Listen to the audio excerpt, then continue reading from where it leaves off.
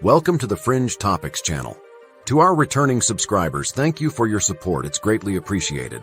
If you are new to the channel, please subscribe and join us on the exploration of the fringe. Long ago in the mid-12th century, around the year 1150, in the countryside of Suffolk, England, there was a village called Woolpit. The village got its name from the pits made to catch wolves. But soon, Woolpit would be known for a different story. A story not about wolves, but about two unusual children. This is the tale of the Green Children of Woolpit. In the heart of Woolpit, the villagers, while harvesting the fields near the wolf pits, came across a sight that took them by surprise. Crawling up and out of one of the wolf pits, they saw two children. But these weren't ordinary children. Their skin had a green tint, their clothes were unlike anything the villagers had seen, and they spoke in a language that no one could understand. The villagers, curious and concerned, decided to bring them into their community, hoping to find out more about who they were and where they came from. They were taken to the home of Sir Richard de Calne.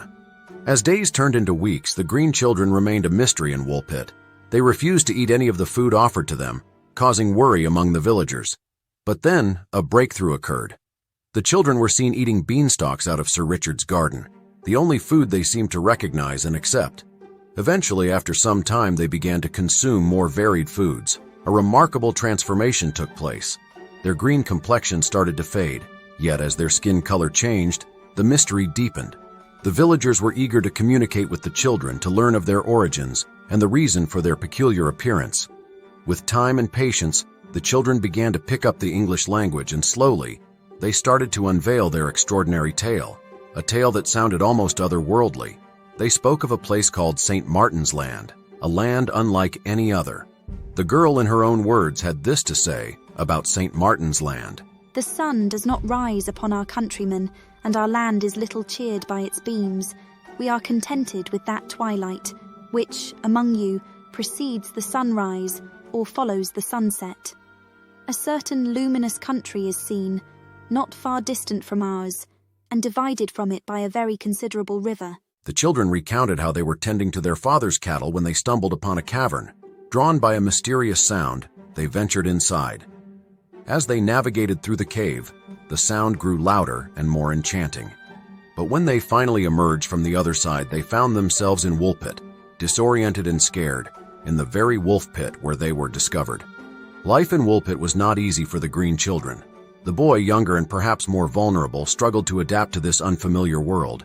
Despite the villagers' best efforts to care for him, he fell ill and, within a short time, tragically passed away. The village mourned the loss, their curiosity about the children's origins now mixed with sorrow. The girl, on the other hand, showed remarkable resilience. As the months passed, she became more integrated into the Woolpit community. She was baptized, symbolizing her acceptance into the village's fold. As she grew older, she took on the name Agnes Barr and married the Archdeacon of Ely, Richard Barr. With time, her unusual past became a distant memory, but the legend of her and her brother's arrival in Woolpit lived on. As the tale of the green children spread far and wide, whispers of explanations and theories began to emerge.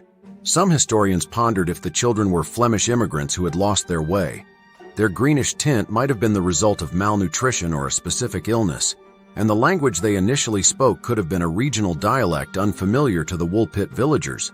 Others wondered if the story was more symbolic than literal, a folk tale perhaps, representing a transition from old beliefs to new ones. The emphasis on the girl's baptism and her integration into the community might hint at a deeper allegory of acceptance and transformation. And then there were those whose imaginations took flight, speculating that the children hailed from another world or dimension entirely. The children's tales of St. Martin's Land, a place of endless twilight, only added fuel to these otherworldly theories.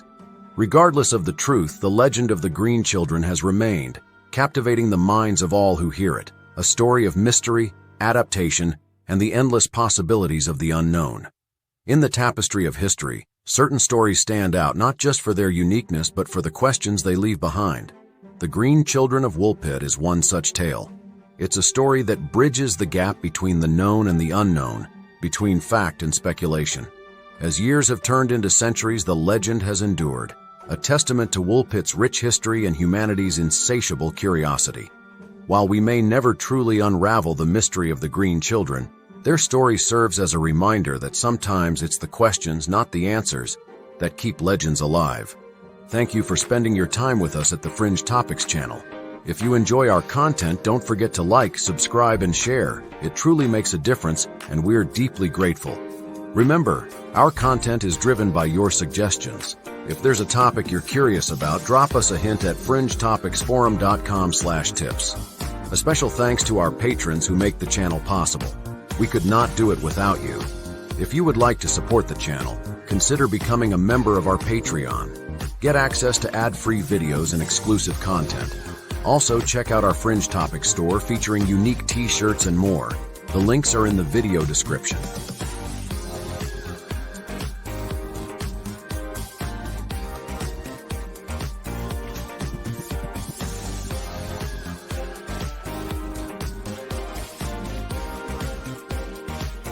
That's all for today. Stay safe and we'll see you next time.